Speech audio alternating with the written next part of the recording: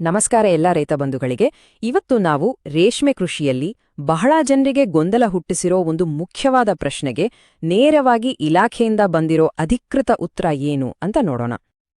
ಹಾಗಾದ್ರೆ ಆ ಪ್ರಶ್ನೆ ಏನಂತೀರಾ?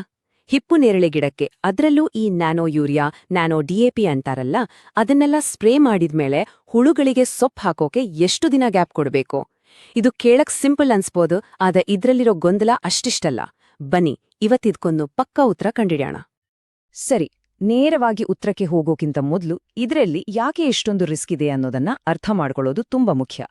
ಈ ವಿಷಯ ಯಾಕೆ ಅಷ್ಟು ಗಂಭೀರ ಅಂತ ಮೊದಲು ನೋಡೋಣ.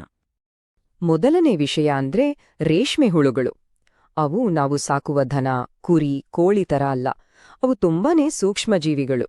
ಅವುಗಳ ಆರೋಗ್ಯ ಬಹಳ ನಾಜೂಕು.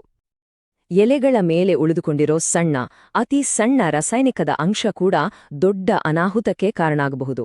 ಇದರಿಂದ ಹುಳುಗಳು ಸೊಪ್ಪು ತಿನ್ನೋದನ್ನೇ ನಿಲ್ಲಿಸಬಹುದು, ಅಷ್ಟೇ ಯಾಕೆ ಸತ್ತೇ ಹೋಗಬಹುದು. ಹಾಗಾಗಿ ಇಲ್ಲಿ ನಾವು ಅರ್ಥ ಮಾಡಿಕೊಳ್ಳಬೇಕಾದ ಮುಖ್ಯವಾದ ಅಂಶ ಅಂದ್ರೆ, ಮಾಡುವ ಒಂದೇ ಒಂದು ಸಣ್ಣ ತಪ್ಪು ನಿರ್ಧಾರ ಇಡೀ ಬ್ಯಾಚ್ ಹುಳುಗಳನ್ನೇ ನಾಶ ಮಾಡಿಬಿಡಬಹುದು. ಇದರಿಂದ ರೈತರಿಗಾಗೋ ನಷ್ಟ ತುಂಬಾನೇ ದೊಡ್ಡದು. ಅದಕ್ಕಾಗಿ ಯಾವಾಗ್ಲೂ ಸೇಫ್ ಸೈಡ್ ಇರೋದು ಅನಿವಾರ್ಯ. ಹಾಗಾದ್ರೆ ಈ ಅಪಾಯವನ್ನ ತಪ್ಪಿಸೋಕೆ ಇರೋ ಅಧಿಕೃತ ದಾರಿ ಯಾವುದು? ಕರ್ನಾಟಕ ರೇಷ್ಮೆ ಇಲಾಖೆ ಇದರ ಬಗ್ಗೆ ಏನ್ ಹೇಳುತ್ತೆ ಅಂತ ಈಗ ಸ್ಪಷ್ಟವಾಗಿ ತಿಳಿದುಕೊಳ್ಳೋಣ. ಇದು ಎಲ್ಲ ಗೊಂದಲಗಳನ್ನ ನಿವಾರಿಸಿ ನಮ್ಮ ರೈತರನ್ನ ನಷ್ಟದಿಂದ ಕಾಪಾಡೋಕೆ ಇಲಾಖೆ ಕೊಟ್ಟಿರೋ ನಿರ್ಣಾಯಕ ಉತ್ತರ. ಸ್ವಲ್ಪ ಗಮನ ಇಟ್ಟು ಕೇಳಿ. ಯಾವುದೇ ಸ್ಪ್ರೇ ಮಾಡಿದ ನಂತರ ಹಿಪ್ಪು ನೇರಳೆ ಸೊಪ್ಪನ್ನು ರೇಷ್ಮೆ ಹುಳುಗಳಿಗೆ ನೀಡುವ ಮೊದಲು ಕನಿಷ್ಠ 20 ದಿನಗಳ ಅಂತರವನ್ನು ಕಾಯ್ದುಕೊಳ್ಳಲೇಬೇಕು. ಇದು ಇಲಾಖೆಯ ಅಧಿಕೃತ ಮತ್ತು ಸುರಕ್ಷಿತ ನಿಯಮ. ನೆನ್ಪಿರ್ಲಿ, ಇದು ಸುಮ್ನೆ ಹೇಳೋ ಮಾತಲ್ಲ. ರೈತರನ್ನು ಆರ್ಥಿಕ ನಷ್ಟದಿಂದ ಕಾಪಾಡಬೇಕು ಅಂತಾನೆ ವೈಜ್ಞಾನಿಕವಾಗಿ ರೂಪಿಸಿರೋ ಒಂದು ಸೇಫ್ಟಿ ಗೈಡ್ಲೈನ್ ಇದು. ಸರಿ, 20 ದಿನಗಳ ನಿಯಮ ಅಂತ ಗೊತ್ತಾಯ್ತು. ಆದ್ರೆ ನ್ಯಾನೋ ಯೂರಿಯಾ ಅನ್ನೋದು ಬರೀ ಗೊಬ್ಬರ ಅಲ್ವಾ? ಅದಕ್ಕೂ ಈ ನಿಯಮ ಅಪ್ಲೈ ಆಗುತ್ತಾ ಅನ್ನೋ ಡೌಟ್ ತುಂಬಾ ಜನರಲ್ಲಿದೆ. ಬನ್ನಿ ಅದಕ್ಕೊಂದು ಸ್ಪಷ್ಟವಾದ ಉತ್ತರ ನೋಡೋಣ.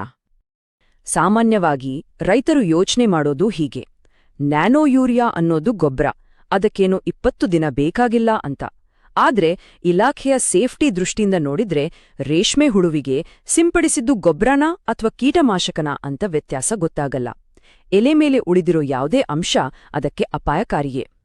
ಇಲ್ಲಿ ಅರ್ಥ ಮಾಡಿಕೊಳ್ಬೇಕಾದ ಮುಖ್ಯ ವಿಷಯ ಅಂದ್ರೆ, ರೇಷ್ಮೆ ಇಲಾಖೆಯ ಪ್ರಕಾರ ಗಿಡದ ಮೇಲೆ ನೀವು ಏನನ್ನೇ ಸ್ಪ್ರೇ ಮಾಡಿದ್ರೂ ಅದು ಒಂದೇ ಕ್ಯಾಟಗರಿಗೆ ಸೇರುತ್ತೆ. ಹುಳುವಿನ ಸುರಕ್ಷತೆ ದೃಷ್ಟಿಯಿಂದ ನಾವು ಇದು ಗೊಬ್ಬರ, ಇದು ರಾಸಾಯನಿಕ ಅಂತ ಬೇರೆ ಬೇರೆ ಮಾಡಕ್ಕಾಗಲ್ಲ. ಹೌದು, ನ್ಯಾನೋ ಯೂರಿಯಾ ಮತ್ತು ಡಿಎಪಿ ಕೀಟನಾಶಕಗಳಲ್ಲ, ಅವು ರಸಗೊಬ್ಬರಗಳೇ ನಿಜ. ಆದರೂ ಇಲಾಖೆಯ ಸುರಕ್ಷಿತ ನಿಯಮದ ಪ್ರಕಾರ ಅವನ್ನ ಸ್ಪ್ರೇ ಮಾಡಿದ್ರೂ ಕೂಡ 20 ದಿನಗಳ ಗ್ಯಾಪ್ ಪಾಲಿಸೋದೇ ಅತ್ಯಂತ ಸೇಫ್. ಇದ್ರಿಂದ ಹುಳುಗಳಿಗೆ ಝೀರೋ ರಿಸ್ಕ್ ಮತ್ತು ರೈತರಿಗೆ ನೆಮ್ಮದಿ ಎರಡೂ ಸಿಗುತ್ತೆ. ಸರಿ, ಇಲ್ಲಿವರೆಗೂ ಚರ್ಚೆ ಮಾಡಿದ ಎಲ್ಲಾ ಮಾಹಿತಿಯನ್ನ ಒಟ್ಟು ಸೇರಿಸಿ ಎಲ್ಲರೂ ಸುಲಭವಾಗಿ ನೆನ್ಪಿಟ್ಕೊಳ್ಳೋ ಹಾಗೆ ಒಂದು ಸಿಂಪಲ್ ಗೋಲ್ಡನ್ ರೂಲ್ ಏನು ಅಂತ ಈಗ ನೋಡೋಣ. ದಯವಿಟ್ಟು ಈ ತಪ್ಪುಗಳನ್ನ ಮಾತ್ರ ಮಾಡೋಕೆ ಹೋಗ್ಬೇಡಿ.